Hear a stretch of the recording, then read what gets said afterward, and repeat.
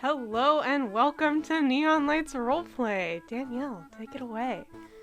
Howdy, hello, Zebra. Welcome to session 3 of Gelgelim, Yiddish Fantasy Gone Rogue. We had a miss last week. I was not feeling particularly well, but we are back, and oh boy howdy, I think you're going to have a good time listening and or watching. So, before I sort of get us back into the mindset of where we were a month ago, let's go around and have a little bit of self-introduction. Hello, who are you, the human, pronouns, and then also you've got this cool character. Who's this character's name? What are their pronouns? And then we will be off to the races. I will start. Hi, hello, I am Danielle Osterman. I, she, they. I am the facilitator for Gelgelim and the creator of the setting, and I guess all of the people that I will play in this game are going to have lots of different pronouns. Alright, I'll go first. I'm TJ, I am playing Alexis. Both of us go by he, him pronoun.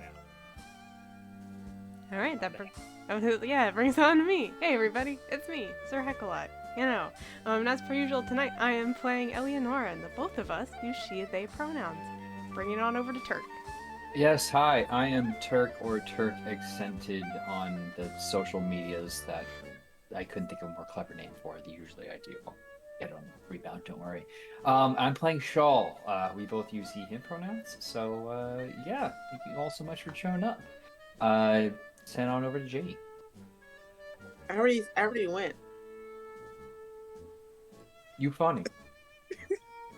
Do it again. You went too fast the first time. GG's, Turk. Did I? Wait. No, we can't gaslight Turk like this, please. Sorry, No. I'm sorry. Okay, I No. didn't What? Oh my god, you're gaslighting me? That's terrible. You should feel. Oh my god, I gotta. No, now we just gotta get the gatekeep and the girl boss in the set. We'll have the trifecta, in fact. So thank you, Janie, getting us off to a good start. Okay, so I would have to keep and say that I am playing this game with the people that are in this game and nobody else.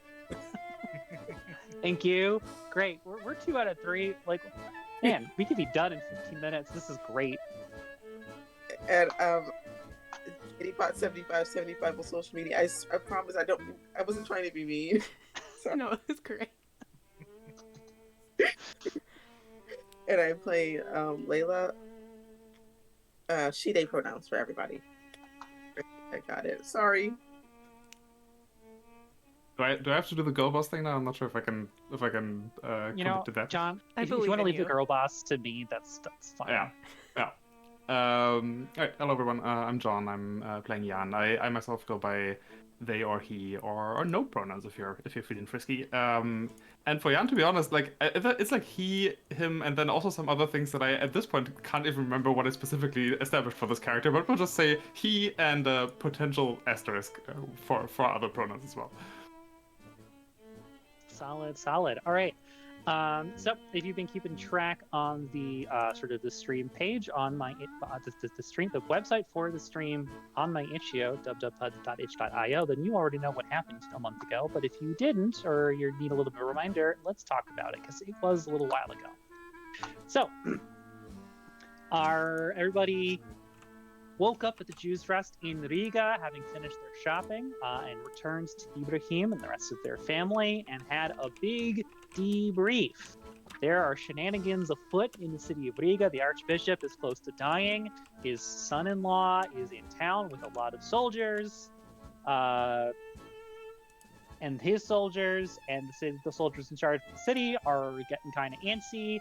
The burgomaster, the city administrator, is feeling like caught between 2 very unpleasant groups of soldiers, and he has started amassing his own force, as our folks found out.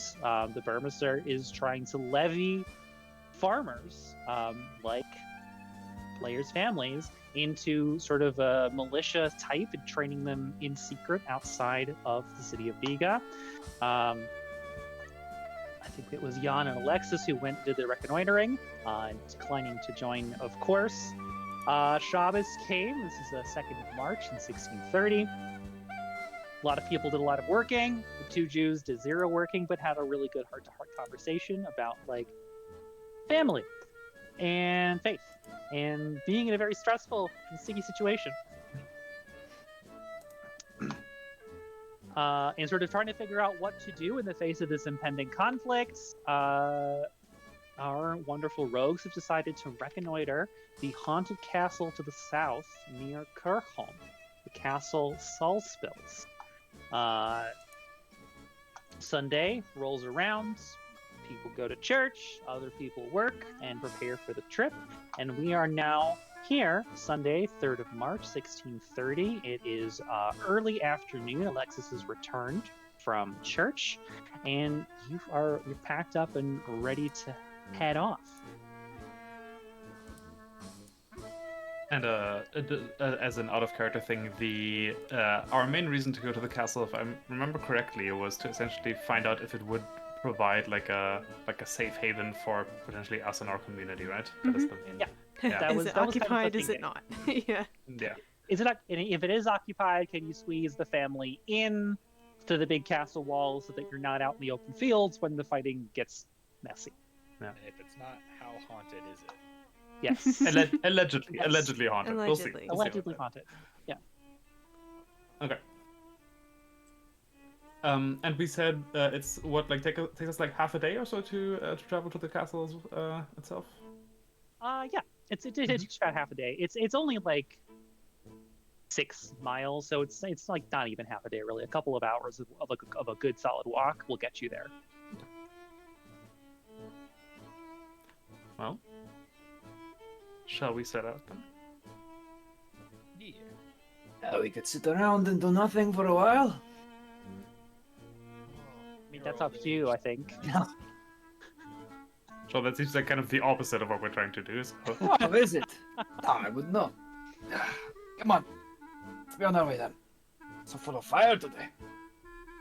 All right, you set off, brisk walking pace. It is a beautiful March day. It's sunny out. You know, it's looking to be a really nice Sunday. You're gonna arrive there probably around. We'll say late day, just before the sun is starting to set. And so there's a small hamlet, and then up on sort of a hill, and sort of in the back of it, you can see the castle itself, Salaspils, the island castle. Across this hamlet and castle are right on the river Dauga or Daugava, which then flows all the way up north to Riga. And on the opposite bank of the river is an island, a fairly large island. And you can see sort of in the distance, it looks like the steeple of a church. Now, coming into the hamlet by Salaspils, it is not what you expected. You know, it's late on a Sunday, so you would expect to see people hurrying, traveling, gossiping a little bit, spending some time cooking the meal, gathering for a lovely Sunday dinner. That is not what you see. What you see are a whole bunch of houses that have been boarded up. The windows have been shuttered, the doors have been closed, and there is no one on the streets. So when you say boarded up, is it? Do we get the feeling this is that this is an abandoned town, or that people are staying inside, have locked themselves in? Yeah, we don't see more any... that they've they've reinforced their houses. Yeah. And homes. Okay. It certainly does not feel abandoned, but it does feel like sort of the psychic energy of the place. The vibes are bad. Fair enough. Fair enough. Yeah. Eleanor's he's looking around.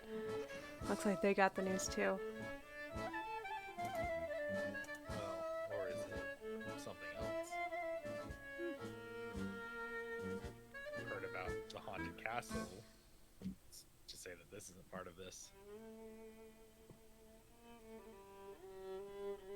I'm going to just kind of see if I can through some kind of cracks in the windows, if I can see anyone in any of these buildings, just to see what the vibe is inside.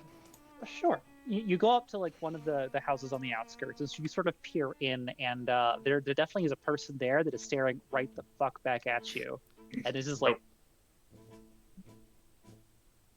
what? Who are you? Well, just visitors.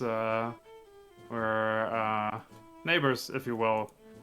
I say through the window, I suppose. What?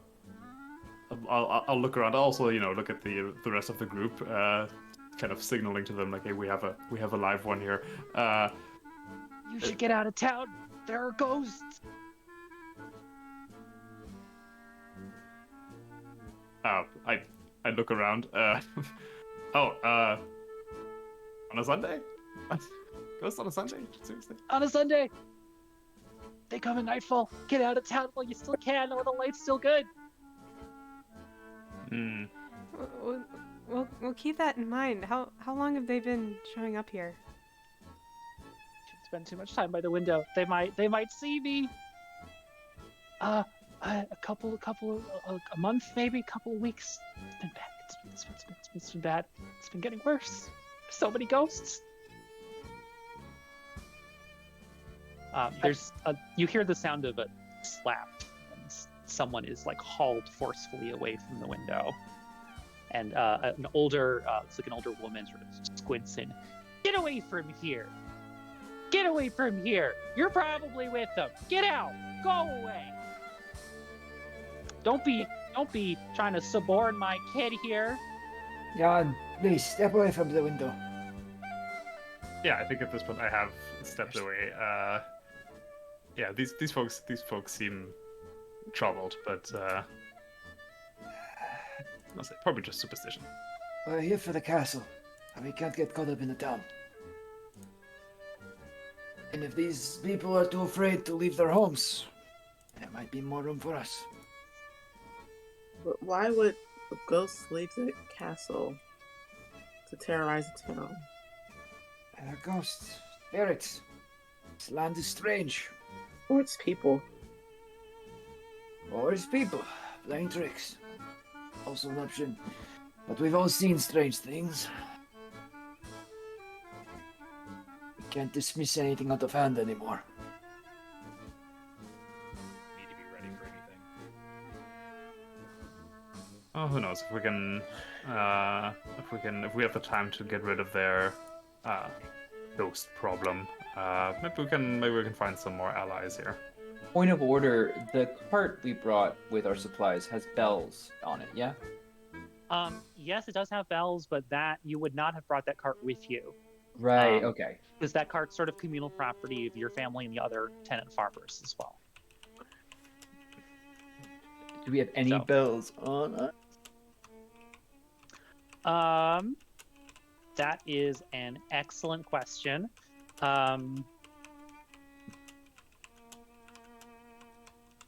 going to say I'm happy to give you a bell, but there are specific things that bells a bell, a given bell is designed to protect you against one form of danger. So what one form of danger are you gonna have this bell for? Well, I assume we don't have our pick. Should I just draw for it? I think drawing for it makes a great deal of sense. All right, let me give it a shot. If I know my deck right, we'll get a major arcana. So. Let me get It's to weird. the list for bells. Page 7 of Tarot RPG from A to Z. Yeah, indeed. Thanks for the promo. Okay, All right, you ready? let's go. I draw the Queen of Cups. So Queen of super- Cups. So, you're protected from liars, swindlers, apathy, and despair. This feels like a good traveling cup. Definitely helpful. Definitely helpful. I'm sure it came into good use, as part of your trip into Riga, making sure you didn't get ripped off. There seems to be a lot of apathy and despair going around in this particular town. Well, that's why we don't feel so bad. Yeah. That's true. Hey, bell's working. So as that's you're why sort of we're- standing around and talking amongst yourselves, there is a soldier of the Livonian Order. She sort of is walking. There looks like there are it's a group of 3 sort of round the corner, and they see you, and they're they grab their I guess they've got spears here. They grab their spears, sort of very tensely. Who goes there? Who are you? put up, put up both hands, but of course keep my kind of walking stick up in one. Just travelers. We've come to see these lands, learn of these people. We heard there might be refuge here. Not for now, but we'd heard things of this land, and we wanted to see if they were true or not. The three of them sort of like confer a little bit under their breath. It's not really sure what they're saying, arguing about. But they're sort of like talking to each other and then looking at you, and they're looking at all of you, and then they're looking back at each other, and they're like,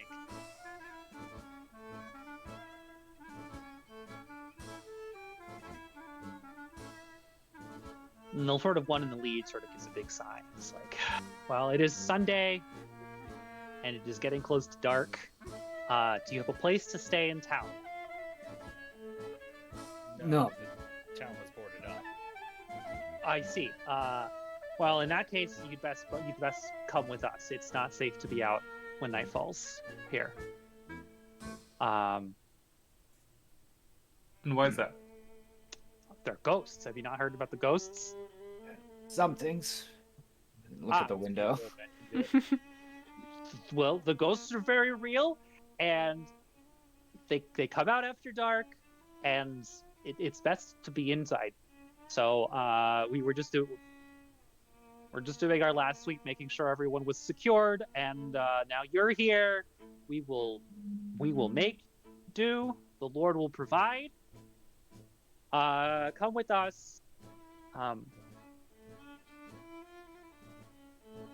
Okay. I see. I see no reason not to follow them.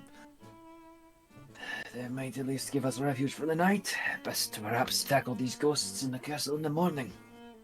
So the lead one sort of leads the way, and the other two sort of get behind you and sort of escort you that way, making sure nobody gets lost or wanders off. So they lead you past a couple of buildings into looks like the largest house in town. It's not like it's fairly like large for a hamlet of this size. The lead guard sort of knocks on the door. The window and the door gets opened to see who it is, and they open the door proper, and then a whole bunch of noise spills out. There are probably like 100 soldiers crammed into this house, all wearing the uniform of the Livonian Order, and probably like half of them are in some state of inebriation, and the other half are like about to shit themselves. Your escorts sort of like wave you inside, and they're like, "We got found some strangers. We have to make some room."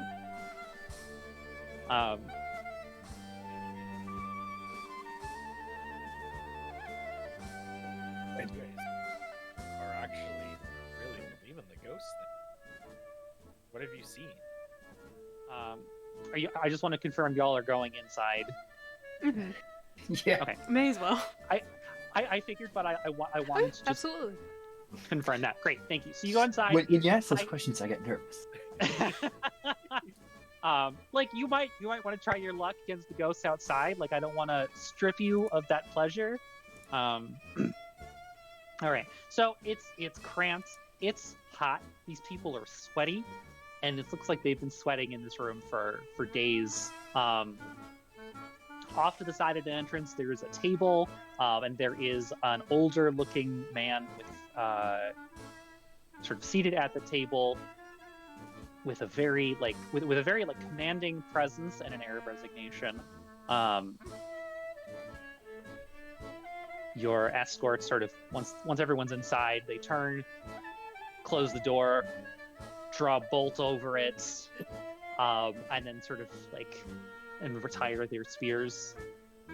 And they say, okay, the man there is oh dear, I'm forgetting the word already. This is great. Yes, this is Komtur Matthias Engelsen, the head of our garrison. You should report to him. and then your sort of escort then immediately like heads off to the side to get drunk. All right, let's try not to cause any trouble here.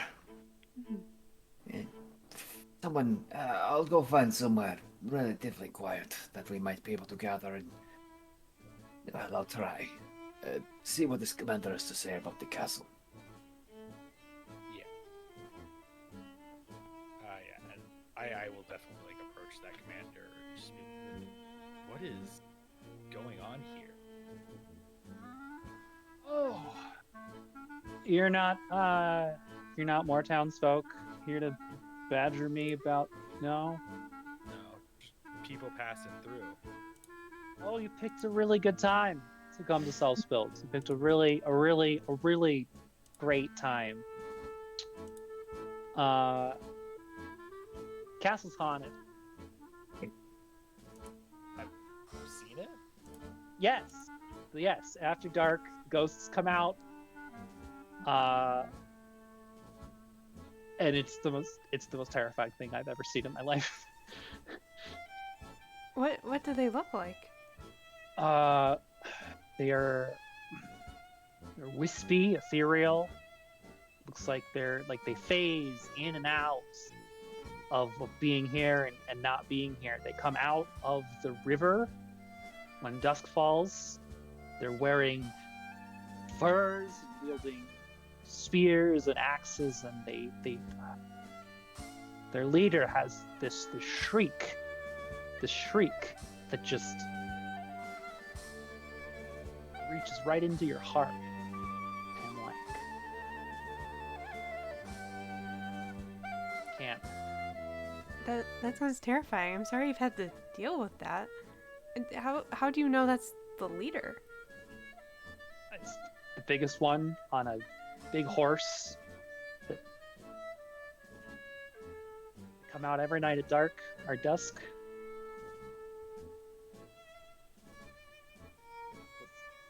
When did this start happening?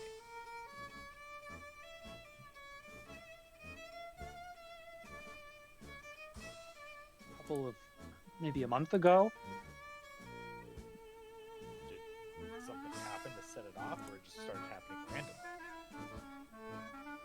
We're not sure, to be quite honest. We've sent word up to Riga. We've sent word back to Mitau, the head of the seat of the Livonian Order, but I don't know if Riga's in any position to do anything right now.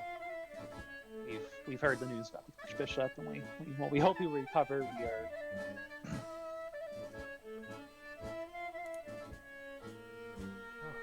So, not to.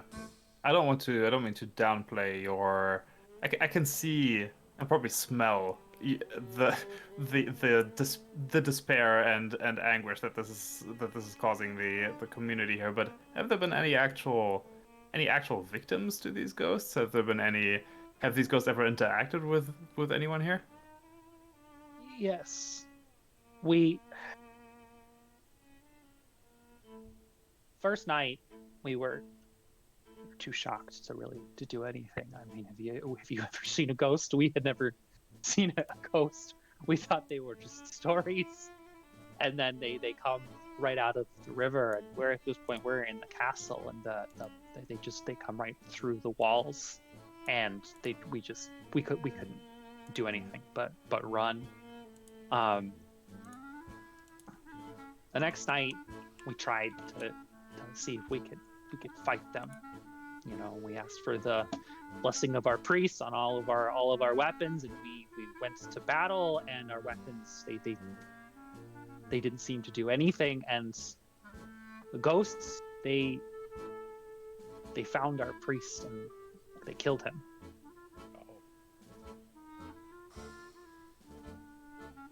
So how did that happen? They have weapons, and they pierced his body with their weapons, and he died. Has the priest been the only one to be killed? Several of my brothers, the other soldiers, as part of trying to fight the ghosts, were also struck and killed.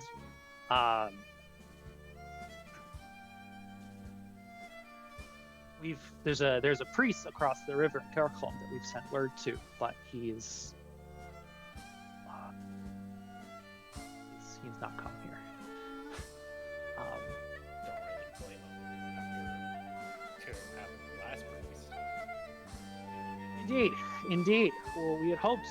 He is not from here. He has access to the records of the church that go back, and these people, they speak in a language we don't understand. It's a language none of us have ever heard before. And if we could,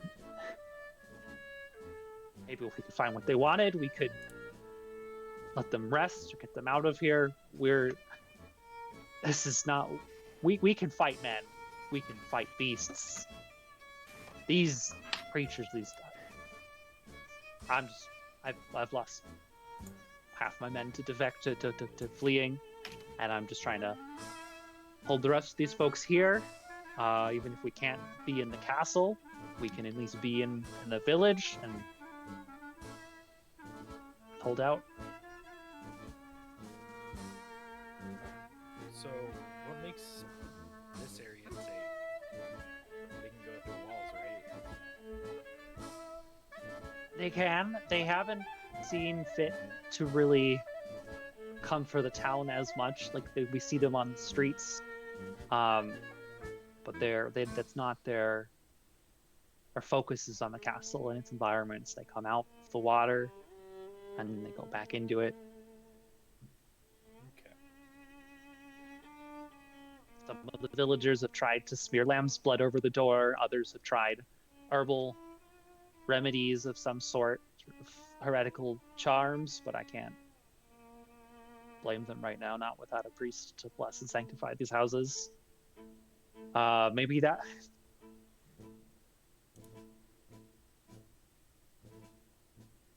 You'll see for yourselves soon. Yeah. I suppose that's what we're gonna do. Doesn't sound smart to go outside now that nightfall is approaching, but I'm certainly curious to keep an eye on the streets here and keep an ear on the wind.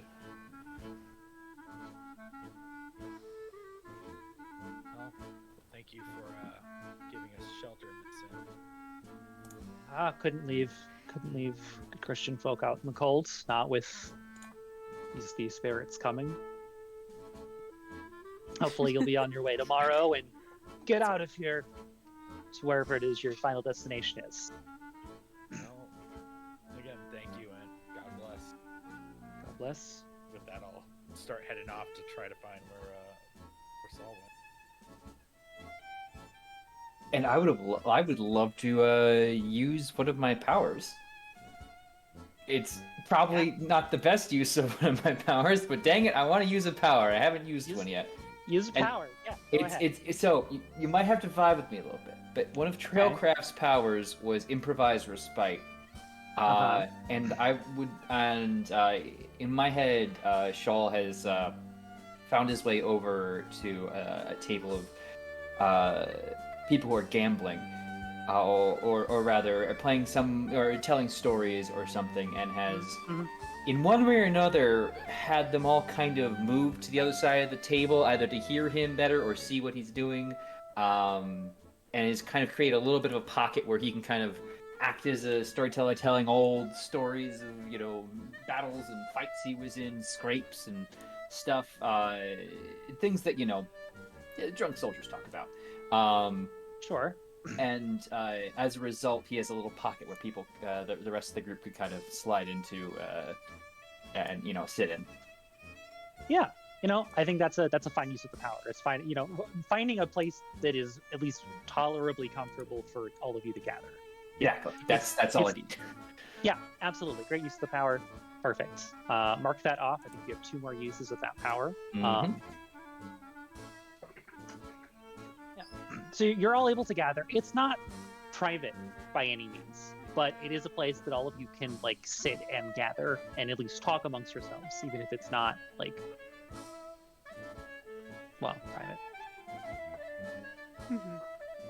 I think I Turk just used the power, and I was just kind of staring at my sheet and thinking about using this one as well, because I think it's actually pretty topical to the issue at hand. One of my curatio powers are you sense the presence of undead.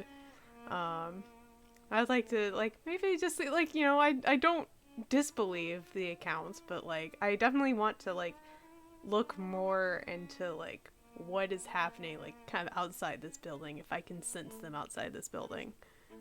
Yeah, absolutely. So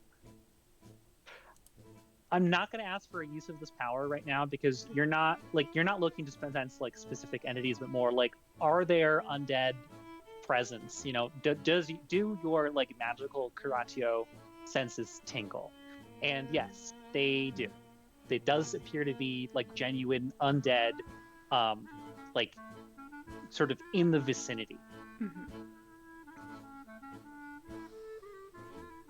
I think Jan is just going to kind of observe you as you are, and I'd actually be curious also to hear what that looks like when you use those senses. But I think Jan is just going to observe you while just like kind of absent-mindedly.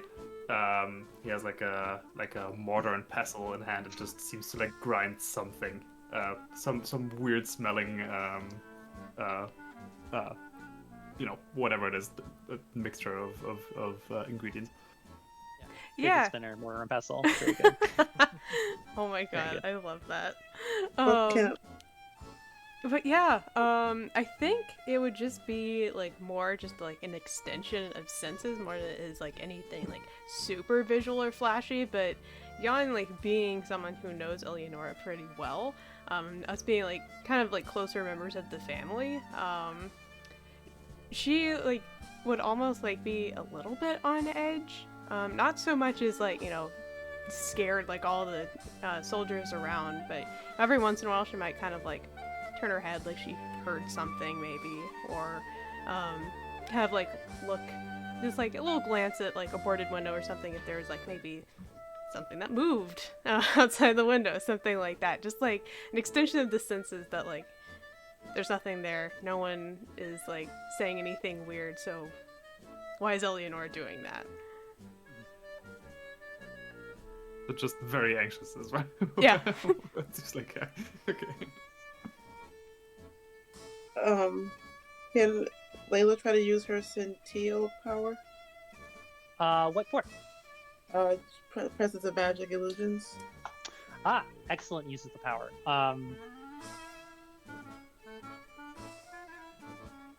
That's a really good question.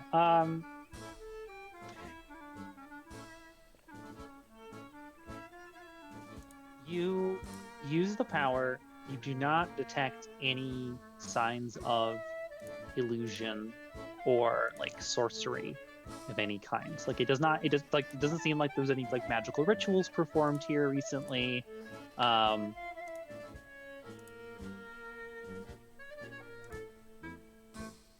No, sort of like if we think about like arcane magic, nothing like that. You do detect there are a couple of, I think, of the couple of the, like, you're not sure exactly where, but like outside of this building, there do appear to be a couple of like magical charms, but they seem to be sort of on the same level and scale as the bell that you're carrying, where it's sort of preventative folk magic.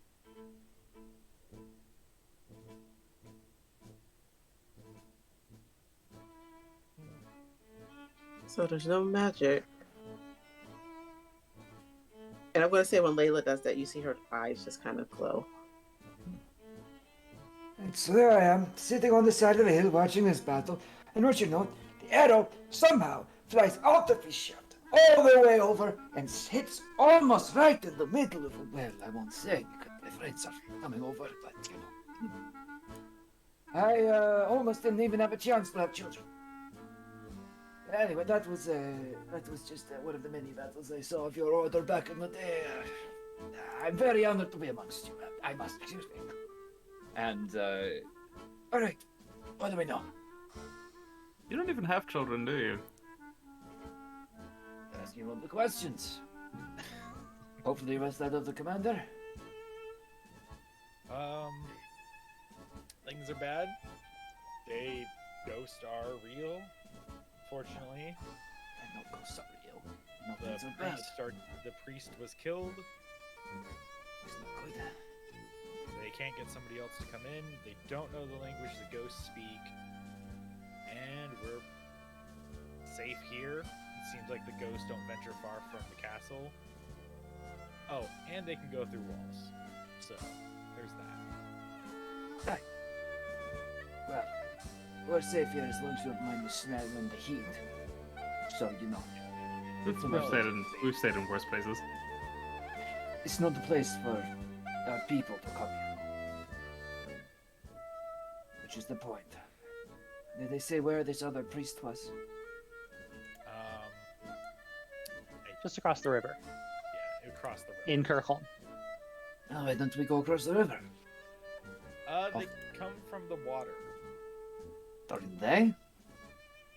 Yeah, during the day we should be fine, but yeah, we might want to wait the night. Saying. Yes, of course. We don't need to go out just yet, but why don't we offer the commander our services? We know how to row boats. One of us certainly does. And we can talk to him about it in the morning. I'll try and bring back a priest. I think he would honestly. The only worry that I have is the last priest's fate was not well, and they've written to the other priests, so if he knows about that, yeah, definitely may not want to be coming. At the very least, he might have more information to share with us. Apparently, there are some church records that may give us some more clues on what's going on here. It could be good. Well, we can also count on maybe being a bit more a bit more persuasive than the Livonians. Yeah. I mean, what has he got to lose? A couple farmers offering for help versus So, a soldier who's going to do it. I just want to jump in here very quickly. So the Livonians are an indigenous ethnic group in the area. The Livonian Order are the Catholic Crusader types who have military power, Yes. and I just want to make that clarification and disambiguation clear. Yeah, as soon as I said it, I'm like, well, that's technically not accurate. Yeah. Yeah, But that's all. More Shall we, persuasive than the Livonian Order. shall we skip forward to nightfall? Yes. it's good for me. Great, cool. So when sort of the sun sort of slowly sets and all of the soldiers around you get more and more and more anxious and tied up in knots, and like there was like people, had been people like trying to tell stories like to also keep their spirits up, and those stories become fewer and further between, and the whole group just gets quiet. And when the sun finally passes and the light begins to like finally fade,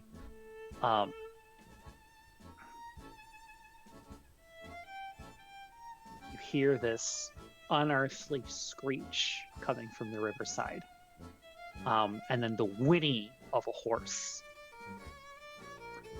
and like the clopping of hooves.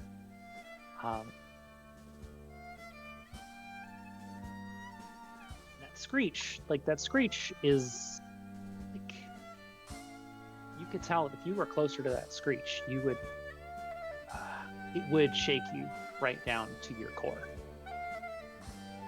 Fortunately, like you're some distance. You can tell you're some distance away from it, but even at that great distance, you still aren't like immediately afraid of whatever thing could shriek and wail like that.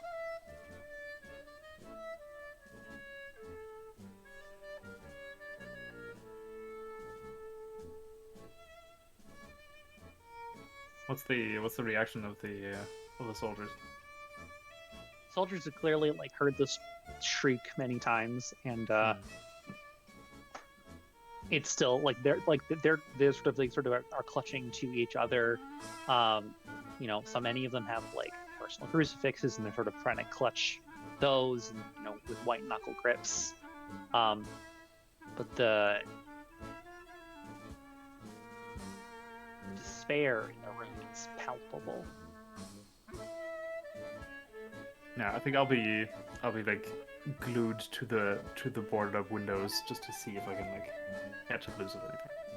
Yeah. Yeah. What are they doing? Can we see what the ghosts are doing? Yeah, absolutely. The soldiers are more than happy to let you close to the windows. In fact, those are the places that they have really shrunk away from. So you peer out, and it's hard to see because you're quite some distance away. But there are these gray-blue shimmers sort of coming out of the water, closer towards the castle. And the one that you can see the most clearly is, there's clearly a horse. There's clearly somebody on that horse, and they are like bigger than a horse and a person have any right to be. And they're sort of like prancing around as these other like blue-gray figures sort of coalesce out of the water. And most of them sort of march and move up the banks and into the castle. But maybe 5 or 6 sort of peel off from the main group and head towards the hamlet. And as they get closer, you can see that they're wearing like furs and leathers and like very old style of weapons.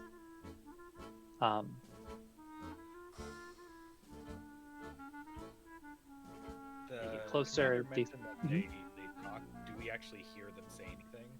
I was just about to get to that because you do hear like something. It's a lot of sort of guttural grunting, but at least the group that is coming sort of by this building and down the rest of the sort of by this building towards the rest of the houses in the hamlet. They appear to be sort of grunting and speaking some kind of language, but it is not a language that any of the 5 of you speak. And you also see that that one of them is sort of carrying a spear sort of askew, and the end of the spear does clip through the wall of the house. And you can see very clearly the butt of that spear, like, moving past your shins as they continue to walk through the hamlets.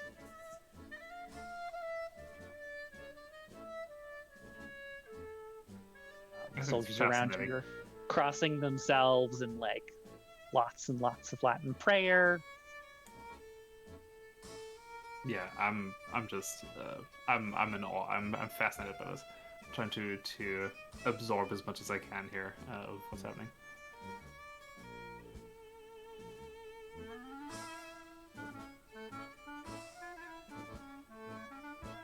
What was here before the village was here?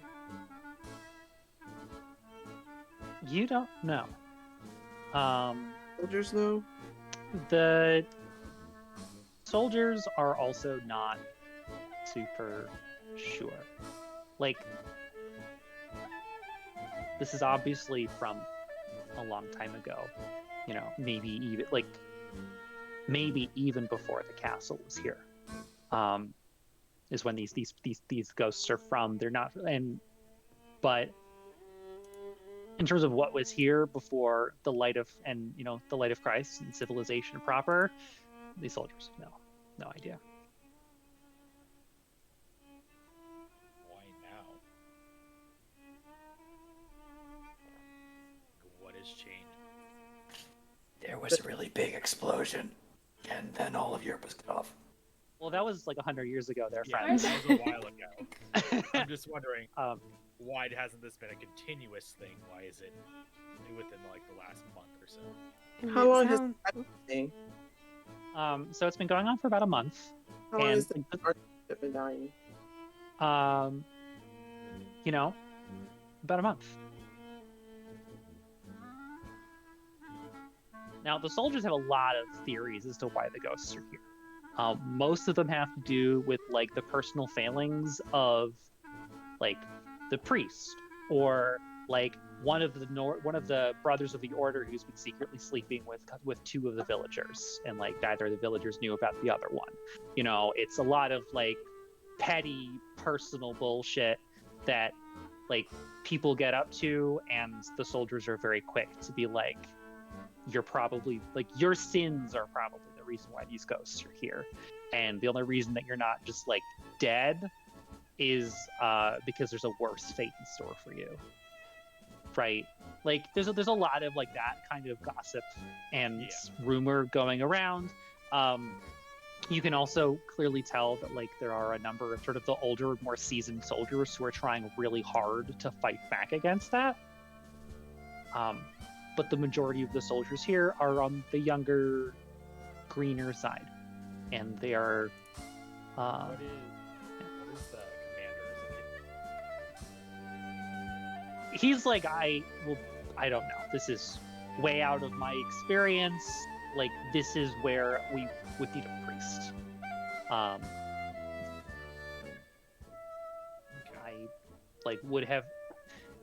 would have asked the father who stayed with the father attached to our garrison, but excuse me, he perished on the second night.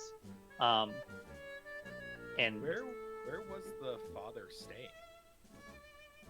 In the castle. He is also part of the Livonian Order. These are like, the castle it's like a quasi like monastic community, and so they're all like living together in a spiritual way, but also they have like armor and weapons and have control over the local countryside.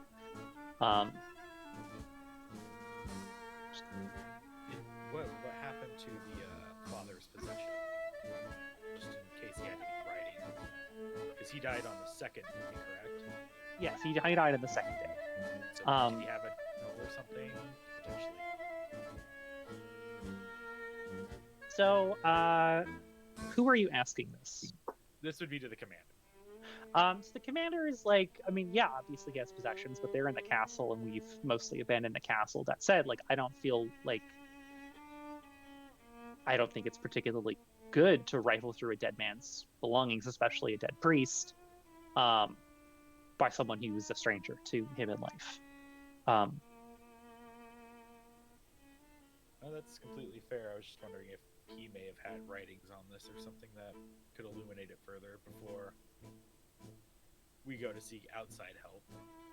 Yeah, Matthias is not particularly sure on the matter, but like the father was assigned to this area. He's not from the region, and so while he definitely might have known something, Matthias is pretty doubtful. Okay, that's all the question. Cool.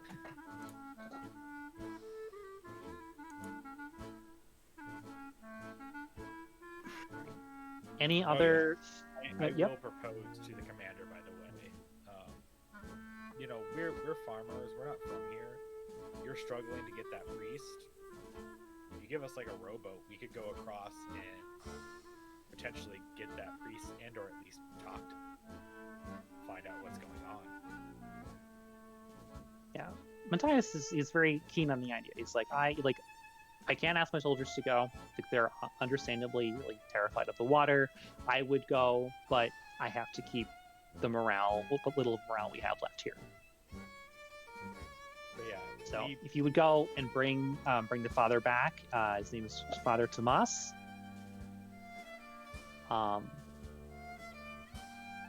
Just the expert advice of a priest could really do us all a world of good. Yeah. Especially if he's from these parts. But yeah, that would be. And like, because this is a riverside community, there are plenty of boats. He's happy to commandeer you one. Cool. Any other business to do during the nights? I don't think so. I'm just watching the proceedings. Mm-hmm. Yeah. So after about a couple of hours, the ghosts sort of appear to like return to the water from where they came, and then they vanish back into the depths. And all of the soldiers around you breathe a sigh of relief and start to sort of more earnestly prepare to sleep. To get what little rest they can after the events of the night. Yeah, let's do the same, I would say. Yeah. All right. You sleep. It's uncomfortable. It's hot. A lot of people who are snoring. But you're awake, up in the morning, very early. The knights are happy to share like the porridge that they have made.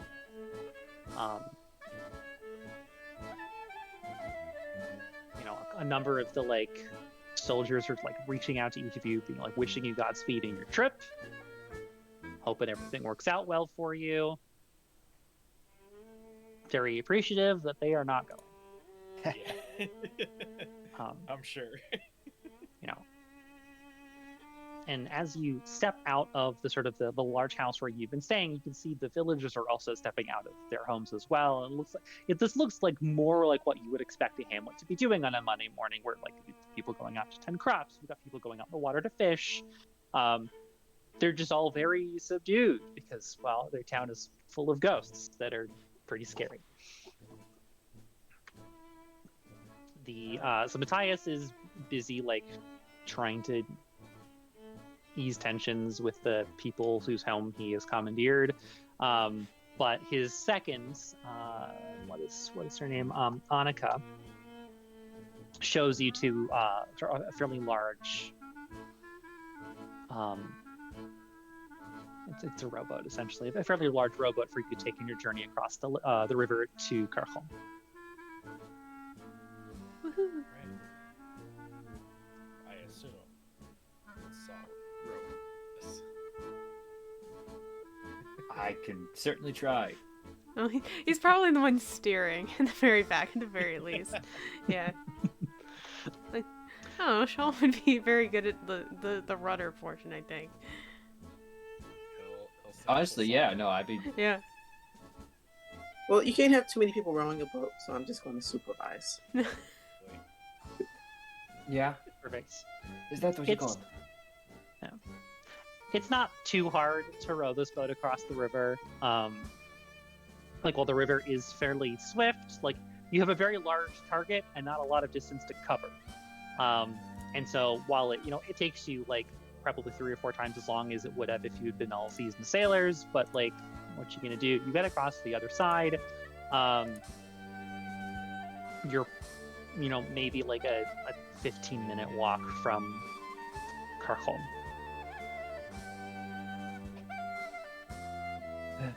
So, yeah, I guess we just go straight there then.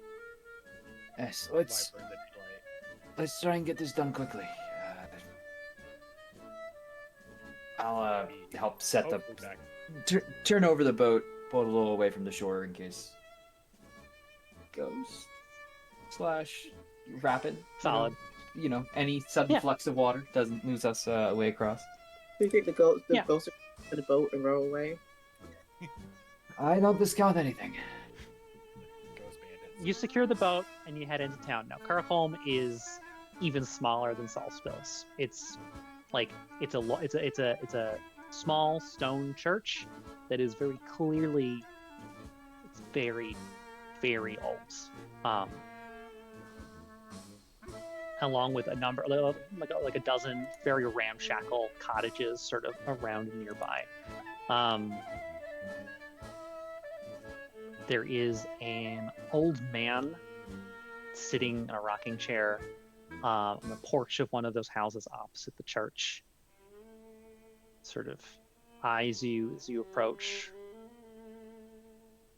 So I think that probably answers the question that I would have had, which is like I guess this town is less like boarded up, people staying inside. Does it have more of a interesting? Now the town is like nominally sort of opposite, sort of situated sort of the opposite. Like the town is on an island in the middle of the river, and the town if Salaspils is here, this is the river. This is the bank of the island. Karholm is here on the other side. Right. So it's fairly well insulated from where all the ghosts have been. But would you have? these Yeah. Go ahead. would you like?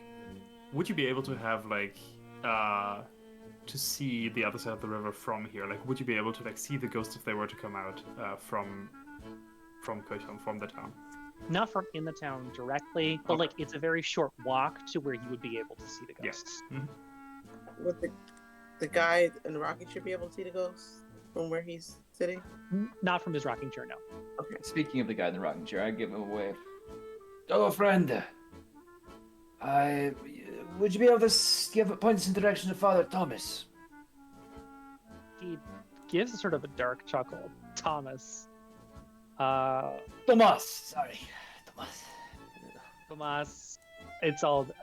What do you think he can help you with?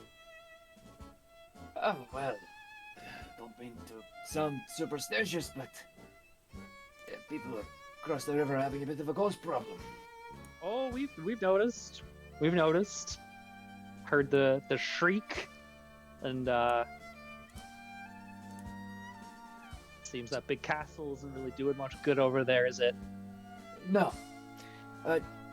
Hopefully we were going to bring him over so he could be of some use, or at least provide some guidance. Well, you know, for once in his life, I'm sure the father will be very useful to you.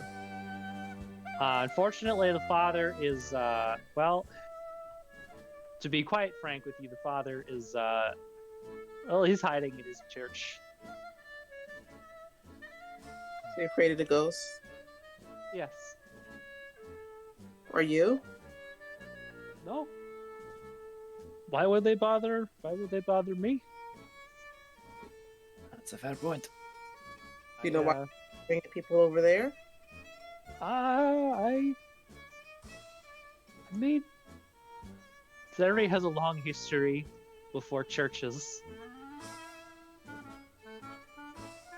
And, so there's old ways here.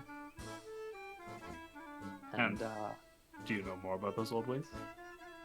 who's asking? Well, you see, it's... Well, we aren't technically from here, but we do understand the plight that the folks on the other side of the river are going through, so if we can find a way to alleviate their ghost problem, I think that would be to the benefit of everyone. And since it does seem foolish to try and tackle that problem head on, or to try and fight these ghosts, anything else that we can find out, any information that anyone might have on where these spirits might come from or what they might want here would certainly be helpful. Problem solvers. Well, you're welcome to try the father. If you can get him out of there, that is.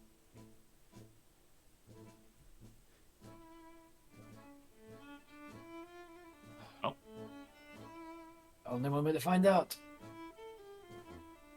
Good day, dear friend. And I'll start heading towards the castle. The castle of God, the church. He gives you a wave, and also has this very funny little sort of chuckle that he makes to himself as you walk away. We should stay here instead of bothering with another town. This seems to be a way chiller place then. Okay. Again, we're thinking about a larger size group. Having these people as a favor certainly wouldn't be a bad thing. We'll need the castle if we're going to be truly safe. Or at least a regiment. We get rid of the ghost. Commander might do us a favor later. Like taking us in and providing for us. Making sure we don't get killed. The only very godly thing to do is to return the favor to somebody who's helped you before. So, let's go in the church and scare us a priest. So the door to the church is locked. It's a big, heavy, wooden, reinforced door that feels kind of out of place on a house of God, and more like what you'd find in kind of a fortress. And it has been barred. And as you sort of fiddle with the door, there's a petulant voice saying, "Go away!" No.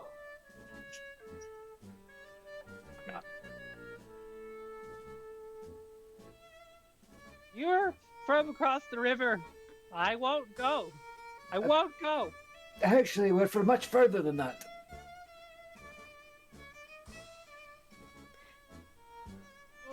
You hear sort of scraping of a chair and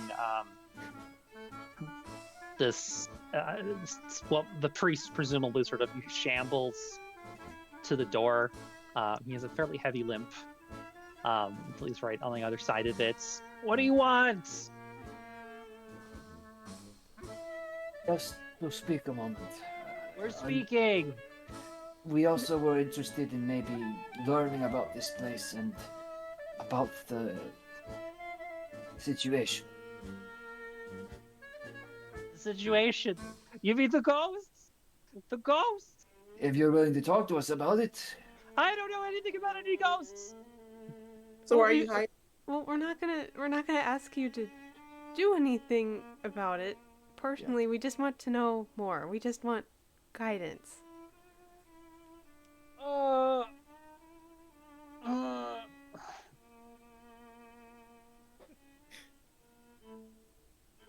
There's like a big. He makes a big crumble, and like grunts as he like lifts the door bar off the door and like opens it like a crack. Guidance on what? Well, on why they might be here. I don't know anything. Go away. We heard you had records of this place. Oh. Yes. Oh, buddy. Why? He's so Opens the tired. door. If I give you the records, will you go away? Well, I'd like to speak with you. Perhaps know what you know. I This haven't land. read the records. But yes, but about this place. Surely you know about this place. Come in. He opens the door all the way and like waves you inside. The inside of this church is a mess. Like there's trash, there's food waste in a corner. Like a pews have been sort of pushed together to make like a bed, and he's got like his priestly vestments are sort of on the pews to make bedding. This man is filthy. He is smelly. He's having a bad time. He's having a bad time. What, did you just find tax collectors in here? No, taxes season's over. Forgive me then. You want the records? Which of you read Latin? I look at John. That we I look have. at Jan. How do we have? I don't remember us picking that. So you didn't really like. I didn't ask you to specifically pick it. It's more like what would make sense for you to read and know with your particular background. So like Jan, as the alchemist, 100% reads Latin. Yeah, Great. I can. I'll raise my hand. Yeah. Great, come with me. He takes you sort of back behind the altar. There's a small storeroom, and sort of he like rattles around, and like there's like liters of sacramental wine that are being set aside, and like all of the paraphernalia of the Catholic Church is being like rustled, and finally like there's a large wooden chest. He sort of pulls from back behind where he'd been hiding a whole bunch of things, and he fishes out a big chunky iron key, and he hands it to you and says, "The records." And then he limps back to his like pew bed thing and sits down and like Okay. sits. Well, let's see what we got.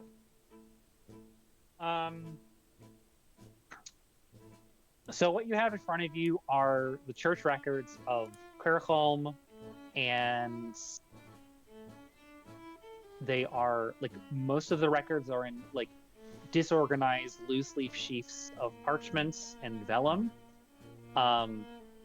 There is, however, one like book, and it is in fact the oldest. And it looks like for the dates of it, it is the oldest of the records here. And it is the record of the founding of this church of Gelgelim. Mm-hmm. Now, this is written in Latin from hundreds of years ago, and it is like religious Latin, so it is not. It is a struggle for you to read and understand all of the things that are being like said and documented here. There's a lot of like pointless trivia and minutiae here, but the gist is that like this church is the first Catholic church in the region, and was built specifically after a bunch of native Livonians killed a bunch of priests who were trying to forcibly convert them. As an almost like as an outpost of Christianity that was very well fortified, and then the priests stationed here took it upon themselves to very aggressively convert their entire region. And there was documented here a very climactic fight not too long after the church was founded against, well, they're called like the barbarians and the heretics, etc., the native Livonians. Yeah. Right on the other riverbank. Yeah. Is there anything in there that would explain the specific? Well, I guess the like tentative connection between the Archbishop and the soul situation. Anything that names any particular like position or title or relevant person? No. Okay. Interesting. I relay all of that to the group. Explains why they went after the priest. Yeah. Now the question is, what do we do with that? If this is I guess this explains where the ghosts are coming from. If we're situated on the site of some gruesome battle, but still leaves the question of why now, and what can we do about it? Outside of the Archbishop, what else has changed? Yeah. Are there any mentions in the records of any kind of rituals that were performed here? Nothing outside of like the normal Catholic rituals and stuff that are performed. So like lots of records of baptisms and funerals, etc. Like it does appear that many of the Livonians, as part of this battle, when they were outnumbered like really badly and losing, chose to go into the river and drowned to death rather than submit to the Catholic forces. Yeah, I mean that all seems fairly straightforward. A couple of folks here, a bunch of folks here who died in gruesome ways, or with lots of anguish and hatred in their hearts. It's just what happened? How did the whatever divine protections people set up here somehow stop working? Can't quite make heads or tails of this. Now, you do know, with regards to the Archbishop, that as, like, while this was before your time, but, like, one of the things that the Archbishop did right before becoming Archbishop was he did something to safeguard the city of Riga and its surroundings from the fairly new and terrifying threats that had emerged from the woods and the seas following the Coruscation. And Nobody knows exactly what he did, but he did do something, and Riga, as a consequence of that, has been mostly unbothered by the sort of supernatural forces that you've, like, the folks have heard stories of, affecting towns and cities elsewhere in Nowa Polska. Yeah. I guess the main question is, what are we looking to do? Are we looking to renew whatever wards have been put on this place, or are we actually looking to, in whatever way, exercise these spirits? Can we either of those? Would the spirits kill the soldiers that are trying to kill everybody? I mean, it is a good point. It's assumedly, whichever force is gonna take over Riga pretty soon, probably is gonna have a hard time against the ghosts as well. Problem is, everyone else would also have a hard time. Like, it's Exactly. They don't discriminate. I mean, they have not killed anyone other than the priest who was unarmed. That is something that you know, or can surmise with the information that you've learned from talking to the soldiers. So yeah. So to throw out maybe a bit of a wild card here, like, how do we feel about the idea of actually trying to talk to the ghosts? How do we feel about the idea of, like, engaging with the ghosts? Yeah. Engaging with the ghosts. Maybe we can find some ways, like, before we try that, we can find some ways to, like, spiritually ward ourselves against them in some way, just in case. I suppose they don't speak our language potentially, but Yeah, do you speak Old Livonian? Yeah. I can't say I do. Native Livonian. I mean, at the very least, we might be able to just, like, investigate around the river, around this site, to see if there's, like, any clues as to, like, anything they might be mad about. Like, maybe something happened specifically here that, like, because this is recent, this isn't continuous, so it's like, I don't know, maybe something, like, happened recently on this, like, plot. Well, I mean, I guess we don't have confirmation, but I think the working theory that is, like, that seems at this point fairly plausible is that these ghosts have been angry for a long time, and it's just that the Archbishop's influence has kept them at bay for a while. So now that he's dead, they're He's not dead. Very Well, important. He's not dead. Dying. Not yet. the ghosts are loose.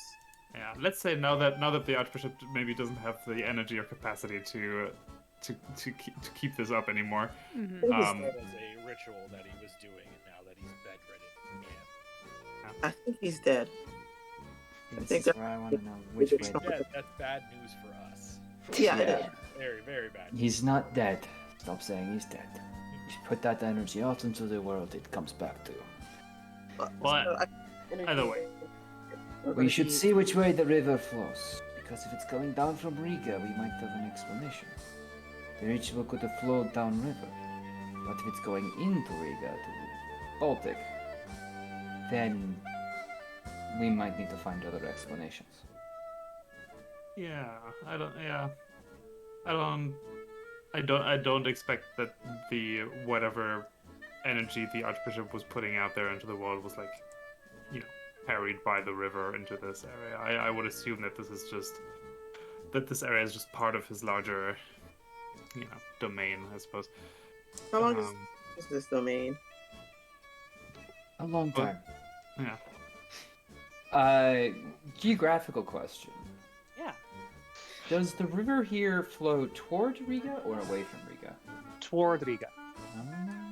See? Well, there goes my theory. So it's not the water. No, I mean, yeah, I feel like, personally speaking, just for, to be able to work efficiently here, I don't think we need to like, crack open our skulls too much about why these ghosts are doing what they're doing right now, but more so how we can deal with it. And we could always talk to the priest, make him feel stronger. Send him to say a prayer, not over the weapons, but the land. Get him to clean this place up. Yeah. Yes. Other operations. I mean, yeah. I guess we can try. I don't have a lot of faith. Pardon the pun. I don't have a lot of faith in that particular endeavor. But Your church, you need to have more faith. no, this isn't my place. Literally. yeah. Not my circus. Yeah, I don't even go here. So I think so for Jan, I think what I will do maybe over the next little bit as we continue to kind of deliberate is since I know of some ways to concoct certain alchemical mixtures that at least like in the physical realm would provide protection or some kind of like those kinds of effects. I don't think I've dealt with like the spiritual realm before, but I think I'll start some like kind of like just my own little research in the corner on like do I have anything, do I know of anything that I could like put together here that might offer us some like spiritual protection against these creatures. Sure. And to be fair, one of my powers, the Munio, specifically has. Let me just find the wording here. One of the potential use cases for the power is to ask, "How might I stop you in your tracks?" Which is maybe not quite what I'm looking for, but like this idea of like, how can I stop these spirits from like harming us, right? Yeah.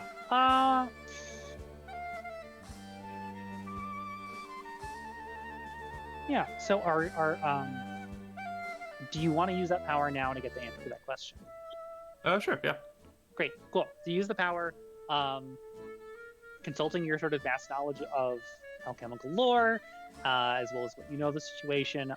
So, you know that there are some herbs that have sort of affiliation with like protection and warding and against specifically like the underworld and the undead. So I am trying to find which herbs specifically are good.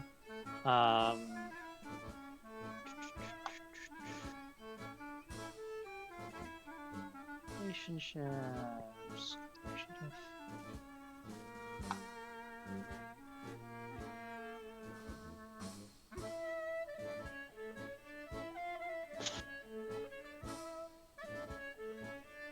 Yeah, so there are a number of herbs that you could try to find spend some time gathering, or see if the townsfolk have access to that could help protect you. In fact, that might be part of what some of the houses in the village of Salaspils have been anointed with.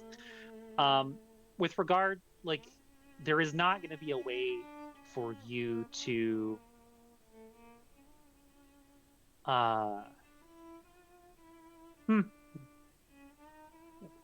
like just to explain to kind of explain what my idea is. I don't necessarily even want to find anything that like harms the spirits or that is somehow used offensively. Essentially, I think, and at this point, I think Jan is like fairly set in the plan, like whether or not the other folks will support him in this, but like fairly set with the idea that like come next nightfall, I'm going to, if need be, like cover myself in whatever I need to like feel some kind of protection, and I will just like try and like talk to these spirits in some way, or like communicate with them in whatever way we can. Sure. Yeah. Definitely. So you would know of like ways not necessarily to protect yourself, but to create a sort of a sanctified space that you could stand or sit that like would at least provide you some small amount of protection or resistance, where they would be less likely to want to cross into the space that you inhabit, but you could still communicate with them. Yeah. Okay. That sounds good. Come with you? Say that again, Layla. Can I come with you? I mean, I won't stop you. Can you understand old Latvian? Livonian? Oh my god, else. No, but I'm interested. Interest is one thing. Putting yourself in danger for no reason is an entirely different one. I'm not afraid of no ghosts. Sorry. You should be. All right. So now, with you all having this conversation, and Father's Moss is like, now you've seen the records. Will you leave me be, please? What are you gonna do? Sit here But what else? until the ghosts leave. Okay, but you're just gonna sit here? Don't you have other stuff to do? My responsibility is to this house of God and to the villagers on this island. Anything else is it's not my charge. So you're a priest, so you can do like confessions. I haven't done my confession in How old are you? Start this from priest- there. No, sorry, I was talking. Oh, I see. Okay, you're making it funny. I understand now. Okay, great, cool. You don't need to tell me now. in that. So the priest is like, fine, and like, there's a, like he opens one door of the confession booth and like gets a bunch of dust out of it and closes it. And he goes into the priest's side and like gets a bunch of dust out of it and like sits down and closes the door. Fine.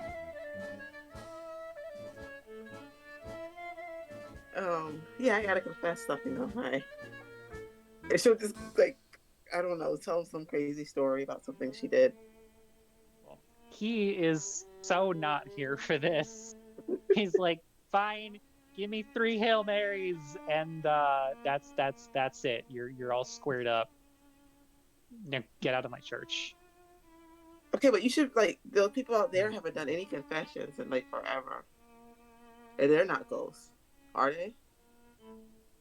No, but the villagers are fine. They don't like me very much anyway. What did you say? Are you fine? No, there are ghosts, but what am I going to do about it? Sit here in safety. But they're not coming over here. You're just hiding for no reason. You're No. just. It's safe here. This is sacred ground. If they decide to come over here, they won't. They can't come into the church. And so here I will stay until this problem is solved. God will provide. Can you bless some water for me?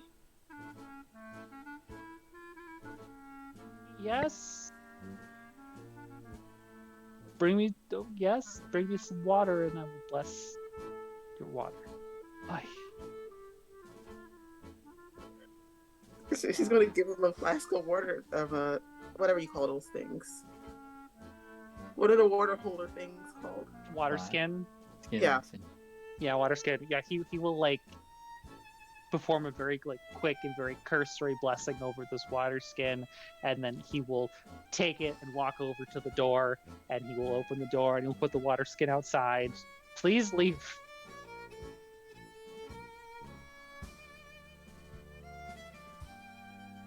Anyone have anything else they need to do? Nope, I'll see you in a few hours, okay? He just looks even older in that moment. And, like he takes his walking stick and tries to like usher the rest of you out very quickly.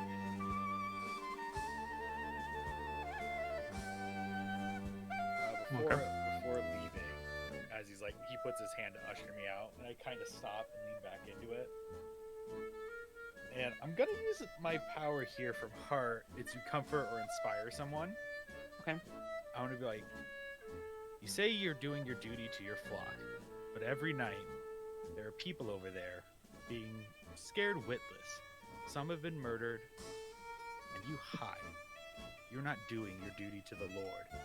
You are not a shepherd, and if you were, you would be helping.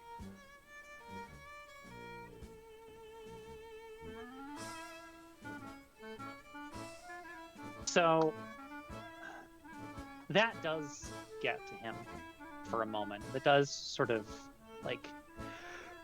Excuse me. Oh. Bless.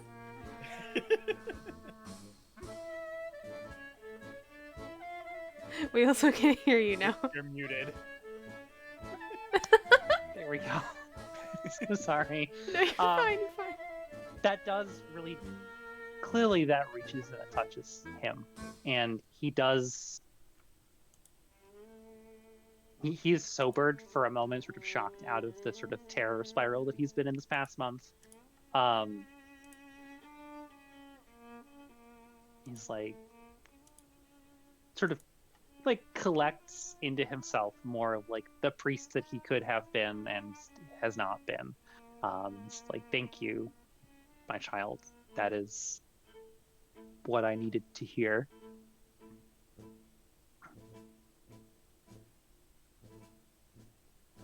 It's like he's deep in thought now. He does not, as you leave, bar the door.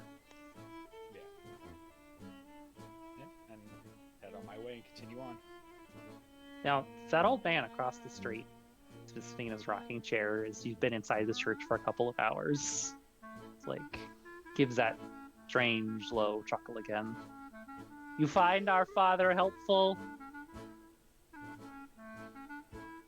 Surprisingly, more or less, yeah. Oh, first time for everything. Well, have fun getting... Well, I don't even know what you're gonna do with those ghosts. Have fun, kids. I'm gonna have tea. Hey, Kids? do you happen to know anyone around here who might speak the old tongue of this land, the old language? He's genuinely surprised that you asked. And like, he had been very condescending and like smirking and sort of like gets startled out of that.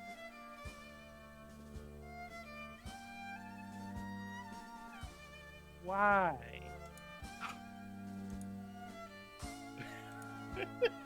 Well, I mean, I'll just be honest with you. There is a diplomatic mission to be had in trying to understand these spirits, and clearly they have a connection to this land. It's like, oh, that'll teach me to make assumptions, huh? My name's Ivars, and I speak Livonian. You're gonna talk to these ghosts, huh? Well, Not what I expected.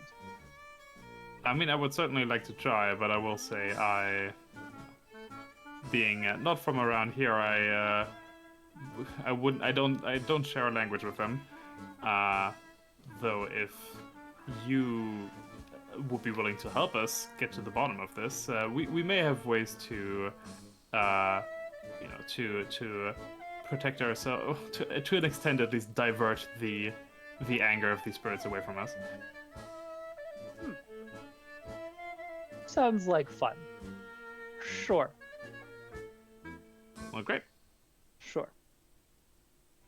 I think what Jan will do then is essentially for the rest of the day to obviously do all the preparations for getting those herbs and things like that, and just kind of hang around Ivers here, hang around this old guy, to make sure we're kind of prepped for the evening. I don't want to currently I don't want to press him too much on what his background is. Essentially, since he's already agreed to do this, I don't want to sour the relationship with him too much. So, I think for me it's just going to be prepping for nightfall now.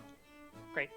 Cool. Yeah. So a lot of the herbs that you are going to want to find, you don't find on the island, but you're pretty confident you can find them on the other bank. Worst case, you can get some salt, and that's sort of the basic foundation that you need to build sort of the protective circle. Ivers himself is other things that he's got to do, and there's he doesn't make the rounds, but it seems like groups of children sort of will come and gather by him for a little bit, and he will tell jokes and funny stories, and they have a really good time, and then they get called off by their parents, and then other children come as the day gets later and the villagers of the sort of return from their fishing. like the town gets a little bit more lively as there just are more bodies nearby and around.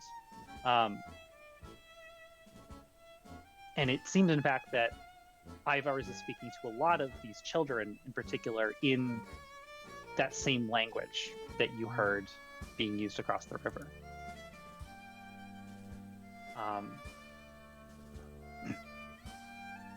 However, this all stops when Father Tomas peeks his head out of the church. Ivars immediately switches over to Lithuanian or Polish or the sort of lingua franca of the region, sort of hobbles out. I will...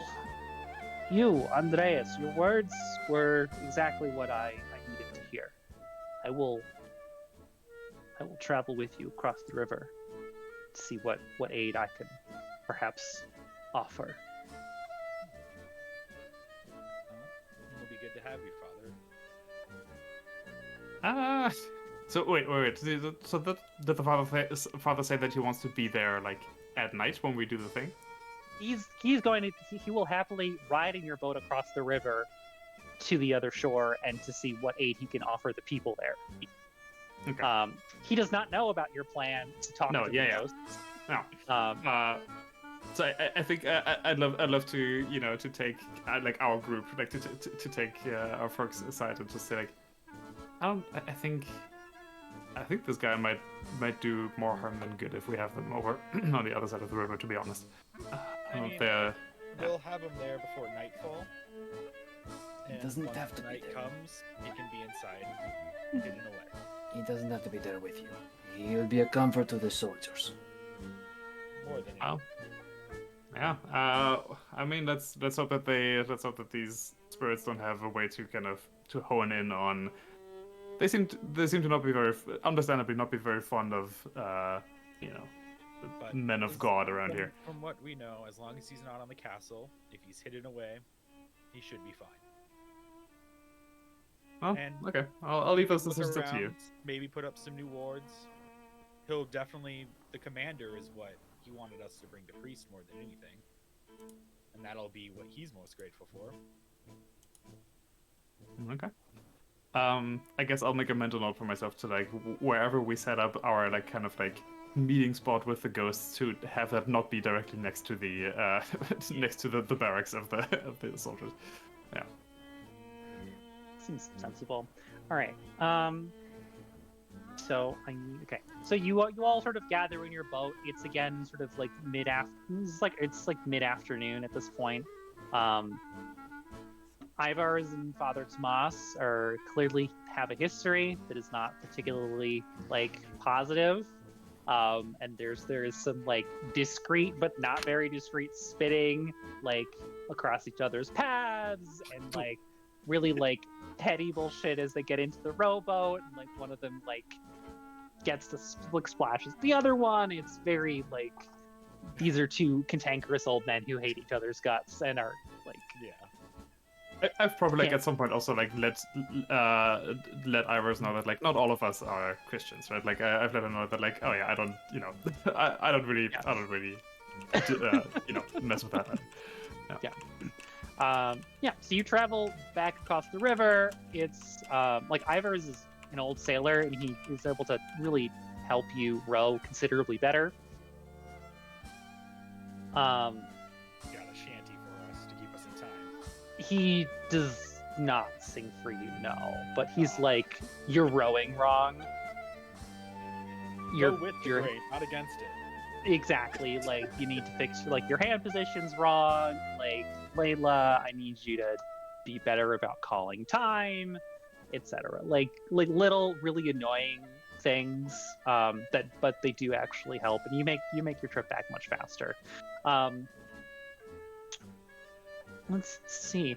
Annika, the right-hand soldier of Sir Matthias, is very glad to see you back safely with priest in tow.